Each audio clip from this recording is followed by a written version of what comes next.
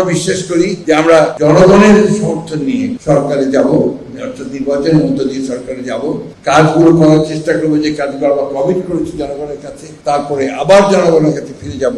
যদি তারা আমাকে আবার গ্রহণ করেন আমি আসবো, না হলে আসবো। এই লিবারেল ডেমোক্রেসি শক্তিতে আমরা বিশ্বাস যে রাজনৈতিক দলগুলোকে পারস্পরিক একটা বোঝাপড়া থাকতে, এই বোঝাপড়া না থাকলে এই যে আমরা কাদা ছড়াছড়ি করছি, গণতন্ত্রের কাদা ছড়াছড়ি হবে, অনেক অনেক কথা আসবে, কিন্তু এটা একটা সীমা থাকা দরকার।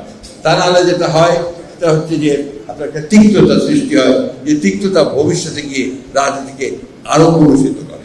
আমরা বিশ্বাস করি যে সকল মতামতকে প্রকাশ করার সুযোগ দিতাম। আমরা বিশ্বাস করি যে সকলকেই তার কথা বলার সুযোগ দিতাম। আমরা বিশ্বাস করি যে একজন সাধারণ যে কোনো মানুষের ন্যায্য বিচার পাওয়ার অধিকার রয়েছে, তার সমাজে তার মর্যাদা প্রতিষ্ঠা হওয়ার সুযোগ, কিন্তু সেটা হয় না। কারণ আমাদের বিশেষ করে আমাদের বাংলাদেশে শুধু আজকে নয়, সারা বিশ্বেই বোধহয় এই প্রবণতা দেখা দিয়েছে যে লিবারেল ডেমোক্রেসিকে এখন নিচে নেমে যেতে হচ্ছে, একটু পরাজিত হতে হচ্ছে আপনার পপুলারিজমের কাছে, এবং অ্যাট দি সেম টাইম আপনার কিছুটা আপনার অথরিটেরিয়ান রেজিম। এটা বাস্তবতা। এখন এটা কেন হচ্ছে তা গবেষকরা বিশ্লেষণ করবেন।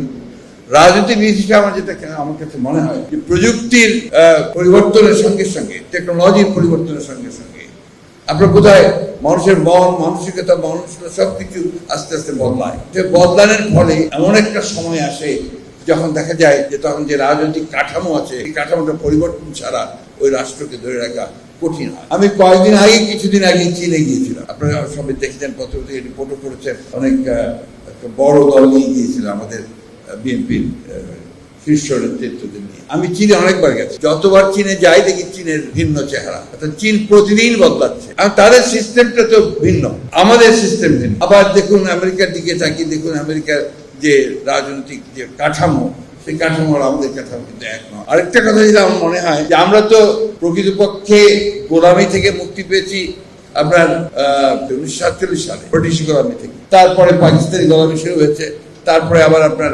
বাংলাদেশি প্রভুদের গোলামি শুরু হয়েছে।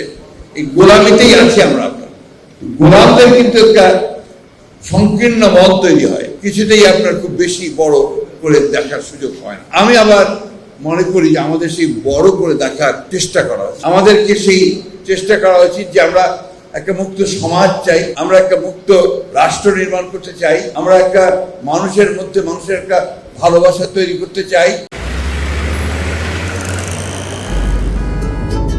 সুজন, চল তো বাড়ির কাজটা দেখে আসি। বাড়ির কাজ তো প্রায় শেষ, আগামী মাসেই উঠতে পারবো। জায়গা কেনার পর কোনোদিন ভাবিনি বাড়ি দেখে যেতে পারবো। বাবা, তুমি করেছো জমি আর আমি করলাম বাড়ি, এখন থাকবে তোমার নাতি। আমি কিন্তু দাদুকে ছাড়া থাকবো না। এ বাড়িতে আমরা সবাই একসাথে থাকবো। বসুন্ধরা সিমেন্টের দৃঢ় গাঁথুনি গড়েছে 3 প্রজন্মের এক ঠিকানা। শক্তির মানদণ্ডে উত্তীর্ণ বসুন্ধরা সিমেন্ট। বসুন্ধরা সিমেন্ট, প্রজন্মের বন্ধন।